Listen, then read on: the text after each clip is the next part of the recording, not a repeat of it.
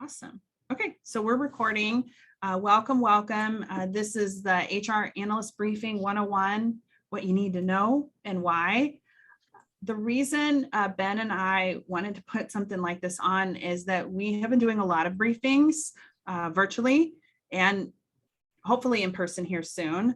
But we wanted to provide some resources to HR technology providers and service companies to talk about what kind of things they should be talking about in briefings and how they should work. Because we found, and I'm going to speak for me and then I'll let Ben weigh in, that when we do briefings, because we have a joint analyst day that Ben and I have hosted, our third one is coming up here in a few weeks.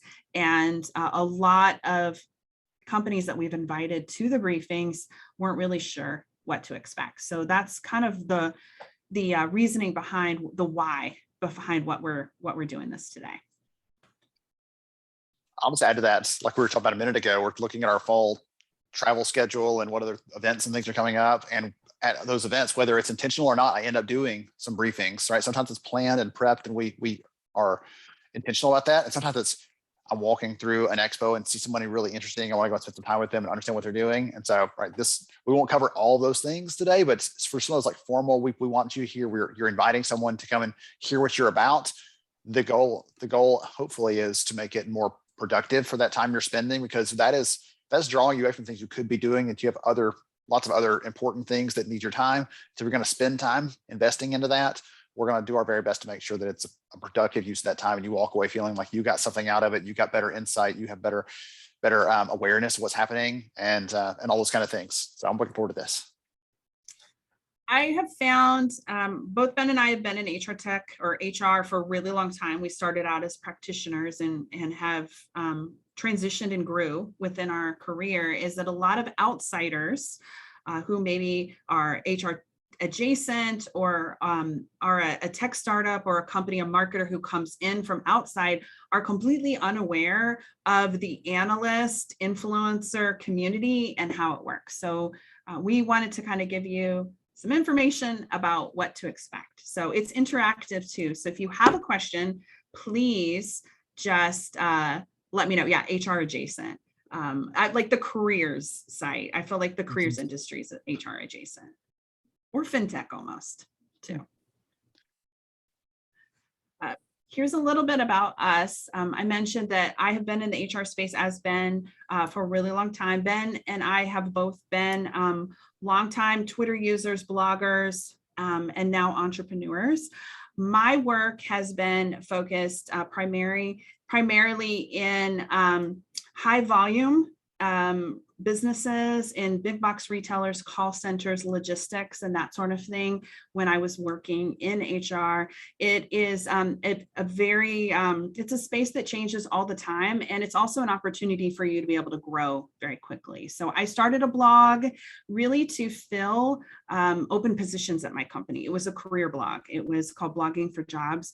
And then during the recession, it went viral, and I thought, man, I could maybe make a business out of this. So now at Workology, we reach 800,000 HR and workplace leaders every month with our podcast, our newsletter, and our website, which is our blog. And I'm focused on resources, information, and training to support them. A lot of time that is HR technologies, service providers, introducing them to you so that they can be able to help elevate their business, hire faster, retain people, develop them, whatever it is.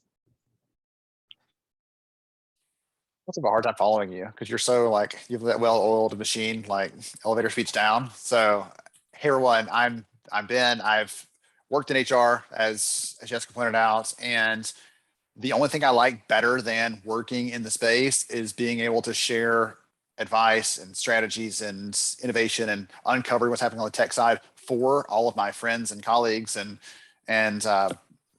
community that are still working in the space. So that's the reason I ultimately stepped out a few years ago to do this. And now I spend my time as a research nerd, right? I'll be honest about it. I love understanding what's happening in the space on the technology side and helping to share those insights back with a practitioner audience. So this is it's like candy for me. I got to be careful. I can't eat too much of it, right? I've got to keep things balanced. But the other research we do, we'll talk about this probably in the conversation today, is this one of the things that some analysts do that might be something that you are interested in, is we do research around what's happening in terms of trends, best practices, again, innovation.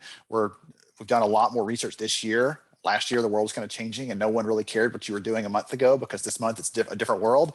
And so this year we've been trying to get dip our toes back into that water and understand what's happening in the space across all these different areas of talent and HR, because it helps me to understand when I'm advising an employer on what to do. And it also helps to make sure that I'm up to date. I got a finger on the pulse. And so again, it's so much fun to bring those things together, because just like Jessica, it's not just we're always talking with and understanding and connecting with practitioners, but we're also over here, we have our own experience. We're kind of blending those things together. And that's just a ton of fun to be able to do that and to serve in the way that we get to serve. So before we dive in, we do have an analyst day, and we'll be sending you an invite, but you can go to hranalystday.com to participate. And what we do is we take applications. It's no cost, but we want to meet with you. And with the pandemic being the way it is, and everybody working remotely, we wanted to give an opportunity for us to be able to connect with different technologies and service providers in this space. So if you have something new or we haven't talked with you, we would love to learn more about you. So you can go and learn more about the Analyst Day. It's coming up in September in a few weeks at hranalystday.com. This will be our third one. So it's been a year and a half partnership, I guess, right? Or is it a year? Something like that. But Ben and I's businesses are similar. I feel like we're parallel to each other. We're different, but we are going the same direction in our businesses. Yes. Yeah. Complimentary. How about that? Yeah, I like that. Here's the agenda, but again, I see we have a lot more people who have hopped on. I see Elizabeth, I see Lisa, I see John, Joanna. John, I'm going to see you in a few weeks at SHRM. Chabuzo, good to see you. Michelle, Shannon, two Shannons, Sue, and then Tina. So welcome. It's interactive. So please ask a question. Let us know. This conversation is only as good as if you let us know what questions that you have, but we are gonna talk about all things analyst briefings. So I don't want to leave anything out. I don't want you to have any looming questions that you feel like, man, I really wish that Jessica and Ben would have talked about this. So first we're gonna talk about what an analyst is. What are the roles of analysts in HR? Because like I said, a lot of people come from outside. They don't even know that there are analysts in HR and what this means. We'll talk about briefings, and then we can talk about some best practices, like what we wish that you would do and what we would encourage our clients, tech companies that we're consulting with, that we're talking with about briefings that we want them to do. So you're going to kind of get a sneak peek into some of the work that we do. Am I leaving anything out, Ben? I was just going to say, we're going to be as frank as we can. We'll be kind, but we'll be as frank as we can, because to make it unclear or to leave things like you said, leave things hanging. We don't want anybody to walk away like, oh, they said that, but I'm not sure if they meant that. Look, we'll be as clear as we can. If we're not clear, again, call us out, ask us, be sure, because we want you to be as prepared as you can be to walk out of here and have your next briefing be not just a learning experience, but an experience for you to really share and feel comfortable that you did the right thing in that. And I will say that when we've done briefings together, Ben and I will be chatting over chat, and sometimes we'll be like, man, I really wish that there would have been more, or this wasn't what I expected. So we want to be honest with you so that when you have briefings, whether it's with us or someone else, that you're able to give them an experience that has them asking for more and I don't know, just diving into more about the services and the technology and the work that you're doing for the business. Stay on at the end, because we do have like an HR briefing checklist. So I like to try to keep everybody on with an incentive. So we have a little checklist that is something that Ben and I put together that's like the must-dos for the briefings. And this is hopefully going to help you be more successful this fall as you're putting your deck together and your presentations, whether it's in person or remote. you want to take this one, Ben, kind of start about what an analyst is maybe? So I will start out by admitting until I became an analyst, I was not aware of what an analyst was either. So if someone in this space here is like, okay, but this is kind of new for you, I'll admit that I had worked in an HR practitioner role and had never been over on that side. And so typically really large enterprise companies will use an analyst to help them within HR and talent things for those kind of things. But today we're primarily focusing on the other side of that, which is towards the vendor side, right? Helping you understand what's happening in the community, helping you understand what the research tells us, helping you to figure those kind of things out and get a lay of the land from our perspective. We're objective, we're independent, but also it's our chance to learn more about you. So when someone says, hey, I've got this problem, we can say, hey, you know what? I just talked to a company the other day and they do those two things you're looking for. Here's how you can reach out to them. Like I love being able to put those people together and make those connections. So again, that's what I see myself as, not so much a matchmaker, but it's really like I'm trying to understand all of these things, because for any one of you listening into this, you're like, I've got my own little world going on here. And Jessica and I are trying to understand that entire world and all the interconnections between them and then bring those back together. We did that with the last Analyst Day, actually, trying to say, okay, we talked to like a dozen companies in a day or 2 or 3 days. And let's pull out the big themes we're hearing from this because we think this matters. What did I miss there, Jessica? Anything specific? I feel like we're more neutral. We just have access to a lot of different types of resources. For example, you probably want to be a fly on the wall just to see the kind of PR pitches and emails that Ben and I get every single day. And they're hundreds of emails that we receive every single week. So we do have a different point of view than you or your company or your marketing team or the sales team or whatever, because we're looking at this, I feel like, in a more 10,000 foot level.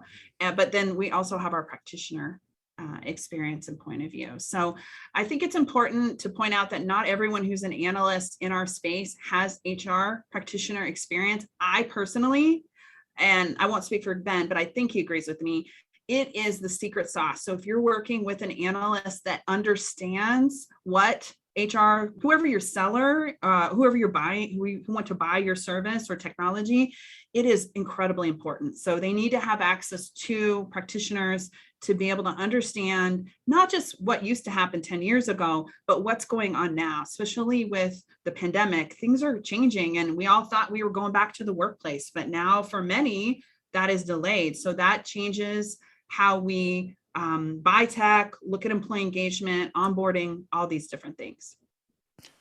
I want to give you credit on this one, Jessica, because you run a lot of Facebook groups. You have these regular kind of conversations and calls and break room chats kind of things. Like I've been on some of those to hear you talking with and sharing what's happening and also asking for what are you seeing, what's going on. And so you stay really plugged in.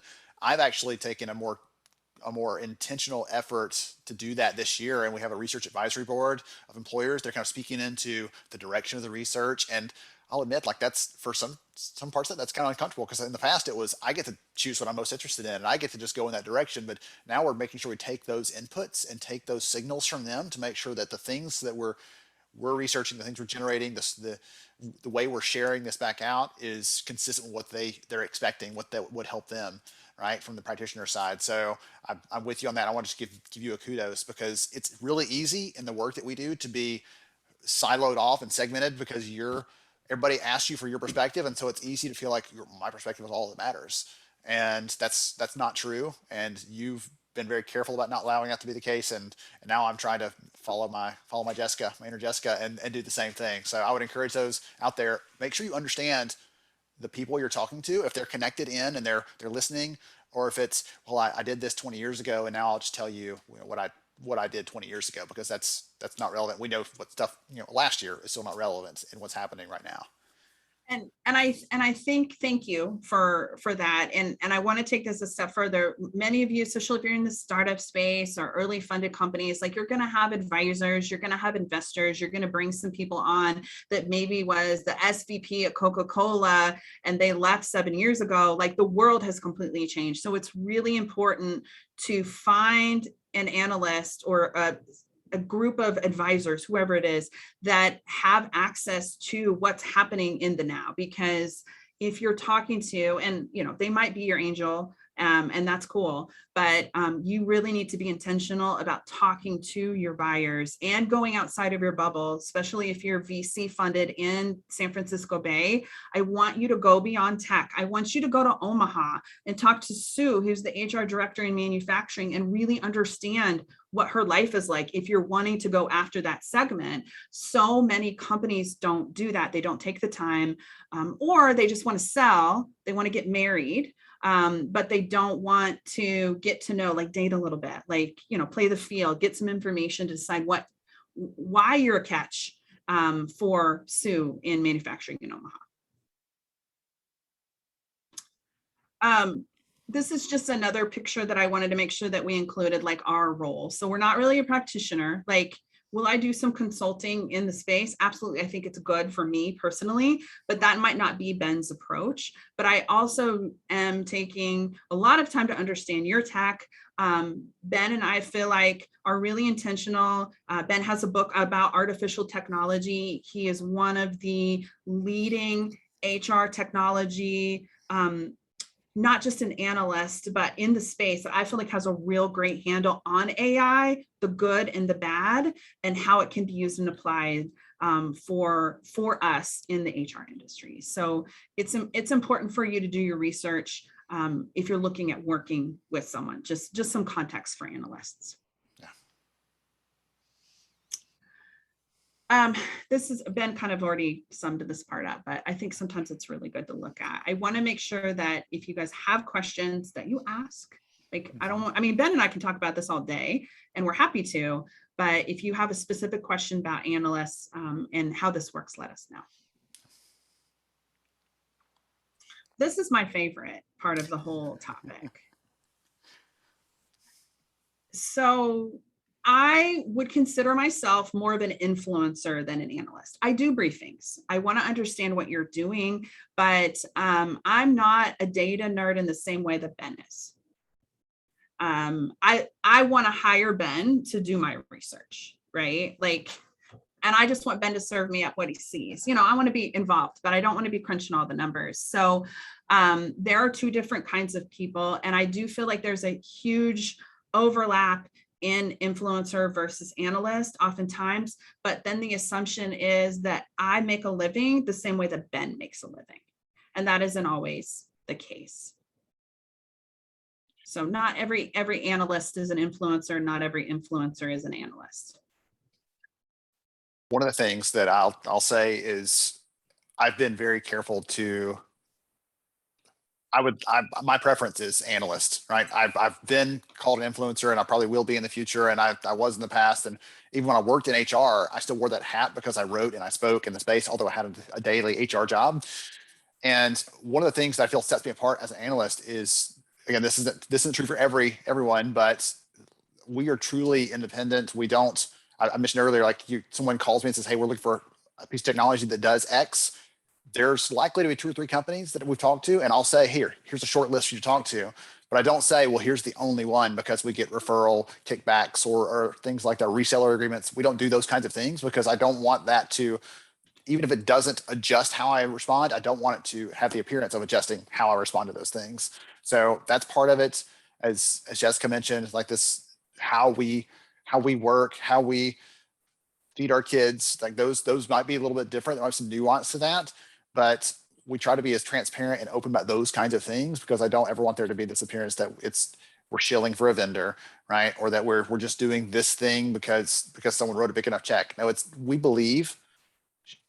I won't speak for you. I'm like, okay. I believe in the last year, we've seen our research. I'll give you an example based on actual data. Okay. Not just Ben's opinion. In our research in the last year, we've seen a rise in the number of qualitative conversations with leaders on the practitioner side. There's that I left my job and I told them if I came here, I had to bring that technology with me, not because I've got a sweetheart deal with them or something else, but because that enables me to perform at a higher level than I could if I didn't have that. It's like, hey, we're going to put you in this new job as head of HR and we're going to take your computer away. Good luck. Right? It's the same kind of sense that they're feeling like I'm going to lose this important part of who I am and what I'm able to perform.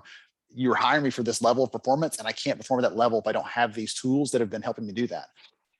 those kind of stories are what I believe about the industry. I don't believe that vendors are a necessary evil, as I've heard someone call them. I don't believe that they're there to sponsor events so that people can get together, but they need to be firewalled off and siloed so that no one else can talk to them. Like, I believe that every single provider out there says we're doing this because we want to make the workplace a better place. We want to serve employees. We want to help HR leaders and businesses to do better things.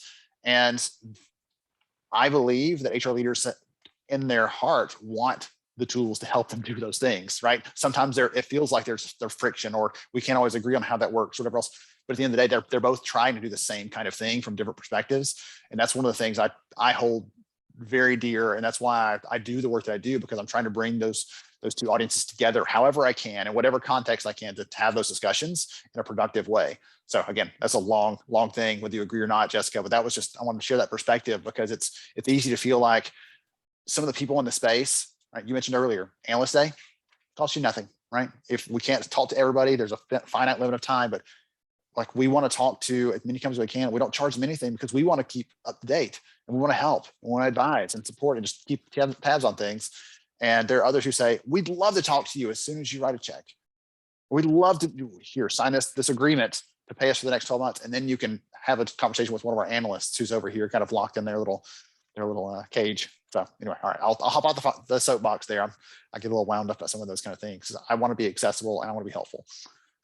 I feel like knowledge is power, right? And my responsibility in the space, my role is to help provide resources, information, and support for the HR and workplace community. And I said, like, most people are probably going to put me in the analyst or the influencer category. I prefer not to be in that category at all. I prefer to be in the business owner category, because that's what Ben and I are. We're independent small business owners who happen to be providing a really niche resource for the community. And I take full responsibility for that. And I'll explain quickly why.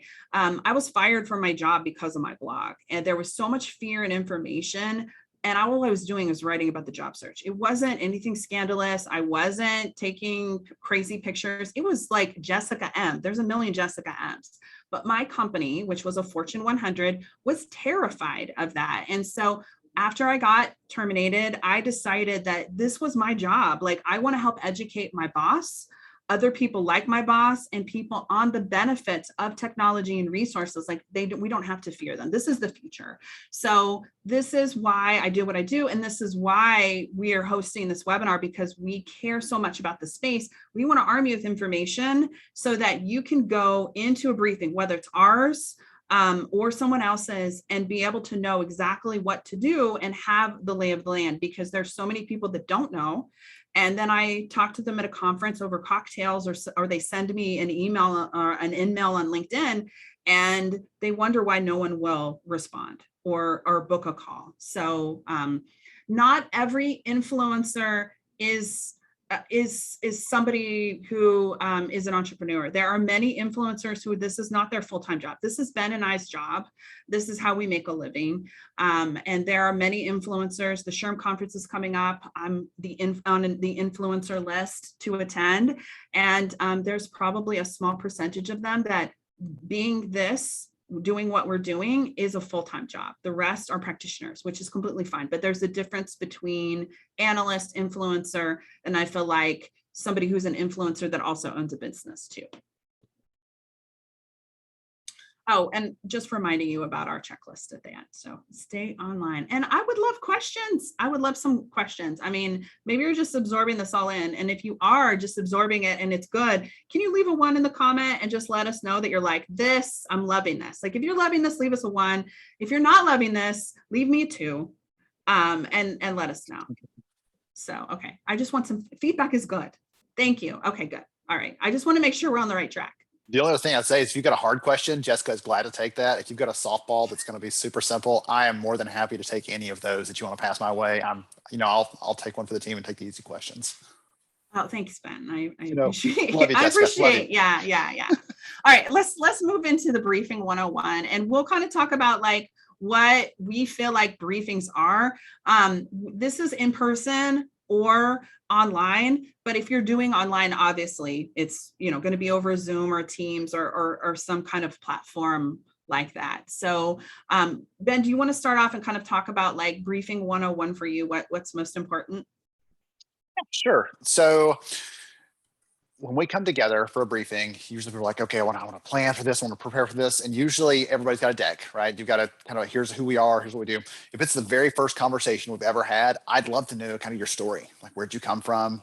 What have you been doing? It doesn't have to be, the year was 1989 and it was, summer. Like, we don't have to go that far back, but hey, we started in 2014. Here's a problem we were trying to solve, right? Since then we've got this funding round, or we have these key customers. Like, give me some of that insight so I know how to, in my head, it's helping me to say, okay, this company is like these other three, but here's the things that are different about them, or here's who they're serving. That helps me to kind of filter where you are. And sometimes people hate to be categorized, but that's how it is, right? We've got to put you in a bucket because we can't have 1,000 buckets. We've got to put you into a bucket about who you compare up against. And then it's into, let's spend some time about the problems you're solving, and then dive into the product if we've got time. I love actually taking a bit of a demo, going into some of the key features. And again, we can talk through how that looks, because the first time we come together, it'll be a little different. Like, who are you? I don't even like do the intro.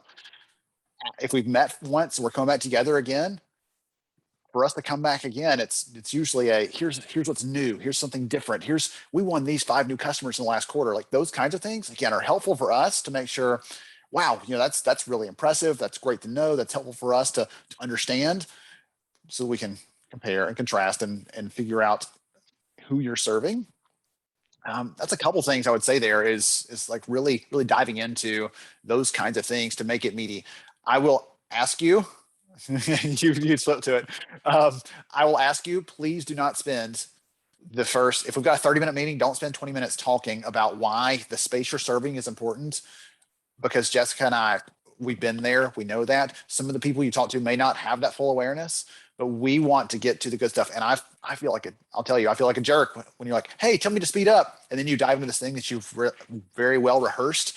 I feel like a jerk saying, hey, stop talking about this because I know all this stuff. There's no way to say that nicely. So give me the little preview about what you're trying to solve. And then let's dive into the product and how it's actually solving those things, because it's really easy to get caught up in the story you're telling on the sales side, or the story you're telling on the marketing side, right? Jessica, you probably can attest to that. Like, we are not the same audience you're talking to in a sales conversation, and you don't have to sell us on the problem generally. If we don't understand it, or we don't think we don't understand the business case tie there, we'll ask you for sure, but don't have that same conversation with us. Would you agree with that? Please don't have that conversation with us. I'm not your buyer, but we might know people maybe that are interested, but I'm not. I mean, you don't have to sell me. I would like to see actual live demo. That would be my ask, because Ben and I did a briefing, and the company will remain nameless, but it was beautiful. It was so well designed, but we never actually got to see the product. It was slides that moved around that made it look like it was a live demo, and it wasn't. Don't be briefing me on something that's in development, okay? Like, unless we can go into the live dev platform and see it. But if it's not offered or something you're currently selling, like, don't try to fake it. So I would love to see a live demo where I might want to spend more time on analytics, or there might be some really interesting feature that I want to spend some time on, or I want to ask some questions that you haven't thought about. That's why I'd like to see the live demo. Can I ask you something, Jessica? Yeah. I think there might be a concern, like, we're going to do a live demo and that feels a little bit, scary maybe, because what if something goes wrong, or they're going to think that our product doesn't work, whatever. How hardcore are you on those kind of things? If like something blips on the demo, which happens like every other one for me, how hardcore are you on that? I don't want to be a bitch about it. Can I say that word on a webinar? But yeah, I'm going to say it. Ben doesn't have to say it, but I mean, I know that I have my own technology platform, so it doesn't always work. And sometimes demos don't work, and that's okay. But I would like to see what you're working on, and I will be understanding. Now, I won't be understanding if we spend 20 minutes of our 30 minutes on the slides, and then we try to go into the platform, and then it doesn't work, and you want to take another 20 minutes of my time. Right. So I think technology happens. I mean, we have seen some really amazing demos. I love them when they do it live. I even love it when they're like live on Zoom and they're going to log into their phone and do a live demo. I mean, that Oh gosh, yes. takes some serious kahunas risk, right? To be able to make happen, because I've seen it go bad. But I mean, technology happens. It's okay when things fail, but I would rather see the real thing than just some pre-created slides. And I guess I'll say like this, and this is a video from a real demo that we did. I can't remember who this is, but this is a photo of us on HR Analyst Day. But I would like to see at least, like, I don't have to see slides. I would like to see a demo versus just 30 to 45 minutes of talking. Where we're talking to each other. Like, show me, have something for me to look at other than just your head for that period of time. I'll tell you, I do a lot of screenshots, not to scare anybody, but I do a lot of screenshots as we're going through, because I'm taking notes the entire time. I am a like religious note taker on every meeting I have for everything, just because if I have 7 meetings a day and 3 are with technology companies and 4 with practitioners, like that's easy. That just ends up this snarled mess. And so it helps me to come back through and keep track of things. So again, having a couple of slides up, even as simple as the slides that Jessica and the team have built for this, like, so it's simple, like that helps me, because I'll make as I'm writing, I'll tell you, like behind the scenes, I'm making a note, like, and I'll type in screenshot X and I'll describe what's on the screenshot so I can go back to that and look at it. Because occasionally, again, I had a call 6 months ago from a company based in Montreal, 5,000 employees, healthcare. They were said, hey, we're looking for a new recruiting system because we need one that's multilingual, and the one we're using is kind of phasing out. It's been on its last leg for a long time. What recruiting system should we be looking at? And I said, hold on a second. I went back and looked at all of my briefing notes from the different companies I've talked to in the last 6 months and found 3 of them, 2 of them I could confirm with screenshots that, or a conversation on a slide, whatever else, they at least mentioned the multilingual capabilities. And so I came back to her and said, these 2 should definitely be on your list for consideration. There are probably others, but start with these 2 and we'll go from there. And because I had those notes, because if we had been sitting there, like you said, talking heads, just chatting together, I don't mind a conversation, but I would have not have had that rich of a note to come back and draw from. And that led to a 6-figure deal for one of those companies that ended up signing with them because they had that thing they needed. So that really helps to give those things for us.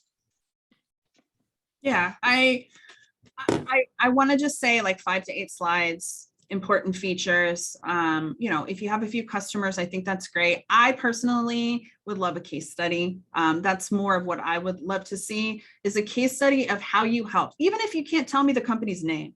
Right? If you're like, rhymes with Smamazon, that's cool. That's fine with me, but I'd love to hear a case study of how you helped X business do X things.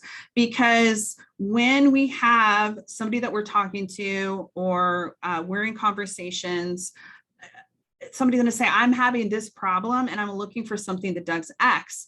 Well, if there are 25 employee engagement platforms, which is really hot right now, I want to talk to my friend, my colleague, my peer, and like Ben was saying, give them a couple examples. And if I can say like they worked with Schmamazon or somebody like Schmamazon, and this is what they did, I was really impressed. I don't have to have the exact information, but the case study, tell me a story. It's really going to differentiate you from all the other platforms, unless you're the only one in your category because you're new, which is a whole other challenge that you are going to encounter. And if that's you, if you're somebody new in a category, put a 3 in the comments and just let us know, because that's a whole other conversation for another day. But case studies, metrics, things that differentiate you and how you've helped impact the business is really critical. I'll say one other thing, a couple other things that kind of occurred to me there.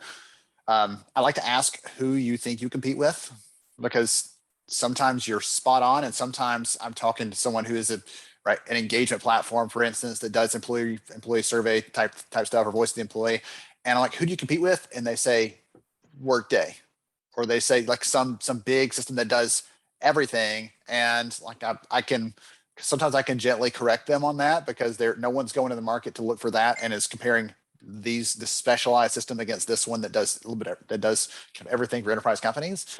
So I'm always curious who the competitors are, and you can ask us right? If we know, we'll tell you. We might give you some guidance on what we see there and how you compete or how you compare. One of the other things though is, please, you mentioned the marriage metaphor earlier. Please don't let this be a one night stand when we meet with you. And then next year, when the big event comes back around, we get the PR pitch from someone that you've brought on to help you and say, hey, do you want to hear about this company and how great they are?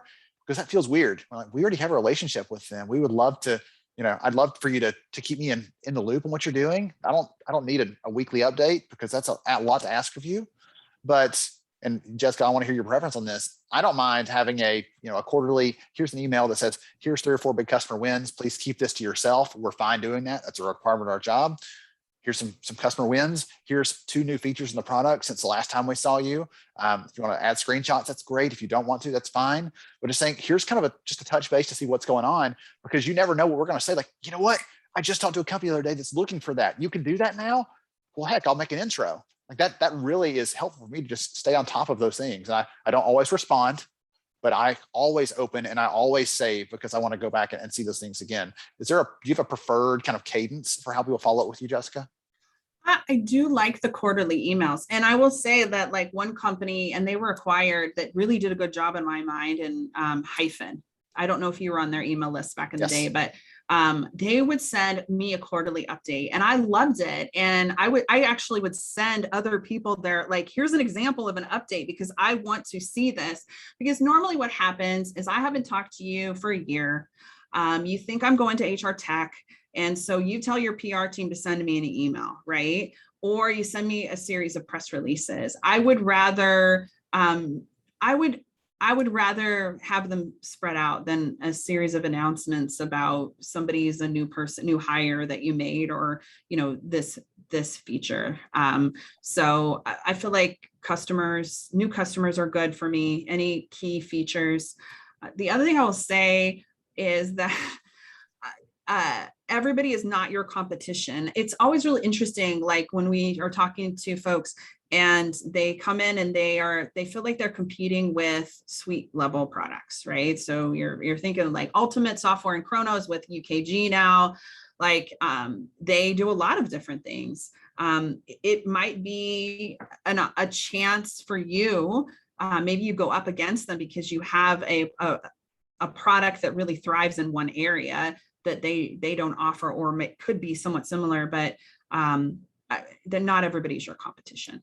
I get that a lot. They're like, oh, I don't, we're just like Ceridian. Well, you don't offer all the things that Ceridian does. So no, you're not just like Ceridian. It's like two ends. Like we compete with everybody or we compete with nobody. We are so unique. We're so different that there's no one like us. And there are a couple of companies like that, but that's not nearly as common as we might think, that you're completely and totally different. Because as I said earlier, we want to categorize you, because when a company goes to market and says, I need to put on RFP to solve this problem, or I want to do a quick, a beta or a pilot to figure out how to solve this problem, they don't know if you are calling yourself something very nuanced. They're not going to be looking for that thing. So you got to figure out what category you attach to. And then once you're known, you can start differentiating and saying, here's how we're different. Like we're in that bucket because we have to be, but here's how we're different. It's really expensive. It's really time consuming. It takes a long ramp up to try to create your own, carve out your own kind of space. Anything else on that, Jessica? I had one other thing I was going to actually point out before go ahead. Have exhausted all of my tips and advice. I was at an in-person analyst day, an analyst event for an organization about 2 years ago. In person, remember those? And we're sitting there, and they had some customers come up, and the customers were actually telling us about the product, telling us what they like, telling us what the features that had really solved the critical need for them.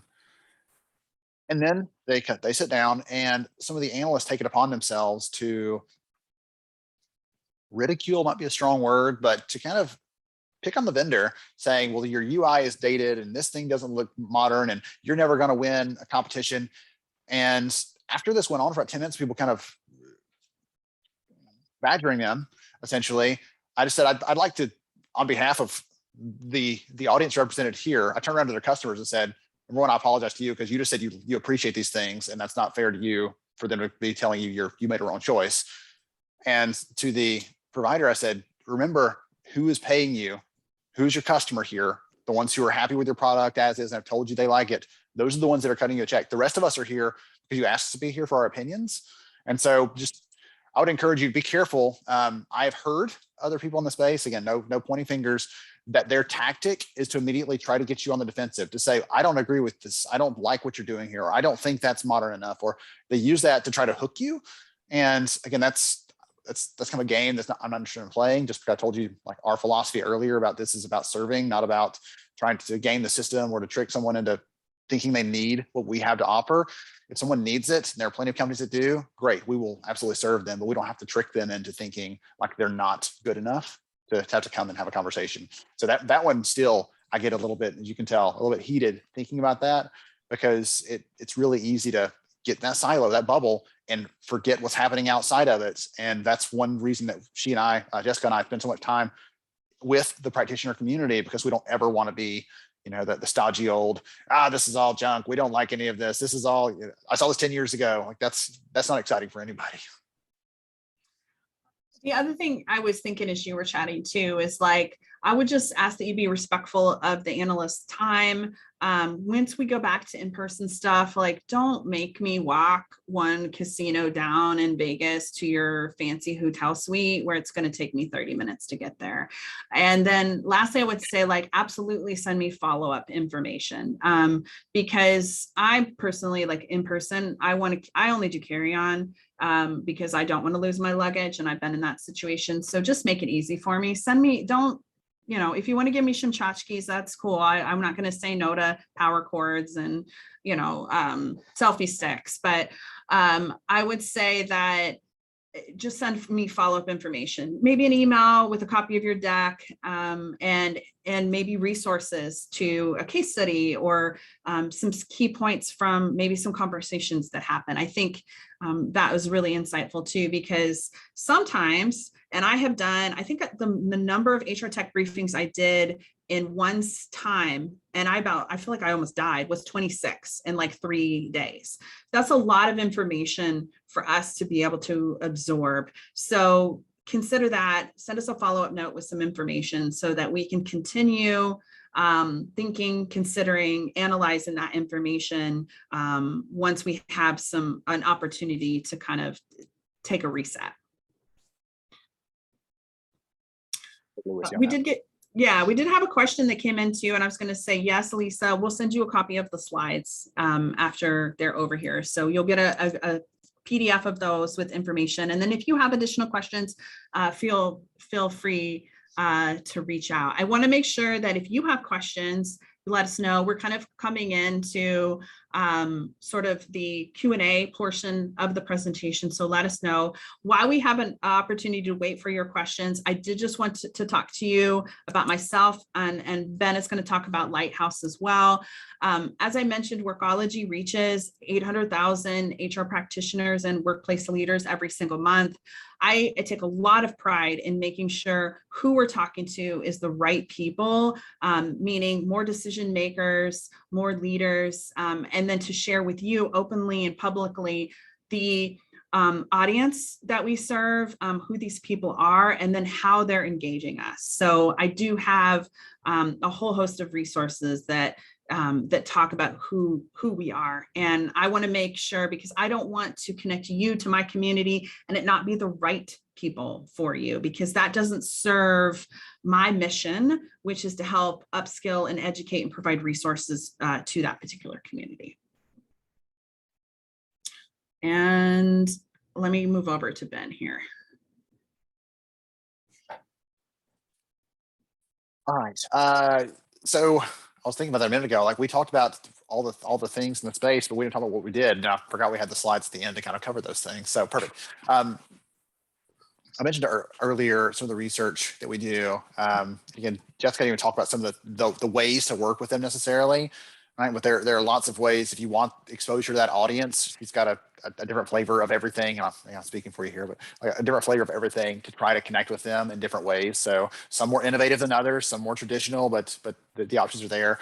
The work that we do at Lighthouse is, again, we serve the practitioner community, but we do a lot of work on the vendor side, whether it's sponsored research, whether it's custom research, whether it's reports and things like that. But the goal always through everything we're doing is to serve the practitioner audience. I was asked years ago to write a paper on why cloud HR technologies are not the future. And I had to like outright turn that down because that's not something that I believe in and not something that I could support. And so it's always about serving that practitioner and helping them at the end of the day to be a little smarter, perform a little better. And if they're learning about the tools that you use and that you provide in that experience, wonderful, so much better, because that still serves that end goal of educating them and bringing some insight into that space where there's a lot of noise, and trying to cut through those things is hard. And that's one of the things that Jessica and I work really, really hard at, is to make sure that the voices we have are not just respectable, but also that they're accurate and we're hitting on the right kinds of things. So I run a podcast, I do a couple of other things. Again, I'm terrible at like pitching all those things, but if you want something written, you want someone speaking from your stage, those kind of things, that's what I spend a lot of time doing. And it's a chance to really educate the market in that kind of way. Collectively, Ben and I reach over 1 million people a month. So, I mean, we've been blogging, tweeting, doing all the things, podcasting for a very long time. And I feel like we've built up a really great level of trust with the HR practitioner community, not just because we have been in those roles, but just because we've been consistent and our face and our voice have been out there the entire time. And I'm so glad you didn't write that white paper on cloud computing, because I just can't imagine, like, yeah, I guess it was somebody who wanted to stay on-prem. Yes. They were an on-premise provider, and I said, hey, we'll find some other story to tell, right? But that can't be the story, because I don't believe that to be true. So yeah. Yeah, well, it's our reputation. Like this is our personal reputations on the line. So that's a little bit about us. If you have more questions, feel free to reach out to us directly, and we can talk about some of the things that we do. The purpose of this presentation is really because we feel very strongly about briefings, and we want to help educate the community, not because we want to sell you our services. That is a happy second, possibility for us. More importantly for me, I want people to do good briefings. I don't want to have bad briefings. You don't want to have bad briefings. So in order to do that, we have to be real honest about what we want. So I'm putting it out in the universe, what I want from you, so that you can hopefully, make your own decision. Like, is this something that I want to make changes to? Hopefully you do, because I feel like it's not just Ben and I's opinion. This is kind of collective series of conversations that we've had from other analysts and influencers too. Okay, so as promised, and I will send this to you in email also for those of you who've hung with us, to grab the briefing checklist. You can go to, it's a short link, but workolo.gy /briefing checklist, and you'll be able to snack that. And it's a nice checklist with some information for you as you are looking at doing your briefings. You can also go visit hranalystday.com. If you're like, hey, I haven't talked to you guys, I want to do a briefing, you can go ahead and submit your application, and we're going to be reviewing those. I think that's starting here later this week. So fall analyst briefing season, conference season is upon us, whether it's in person or remotely. So we are interested in learning more about you and your technology, your team, and then the problem you solve for the HR and workplace community. Anything else, Ben? If anyone's heard this today and you're like, I still am a little bit nervous about my first briefing, or I'm not sure how, I want to make sure it's just right before you start inviting other people.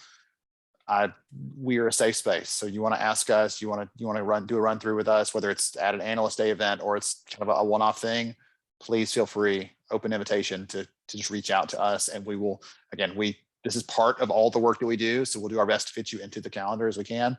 But that gives us a chance to give some feedback one-on-one, because I'll tell you, I had someone last week who just got a female-founded organization, just got their first funding, and she said, we wanted to talk to you because we know you'll be nice. Tell us what we didn't do right.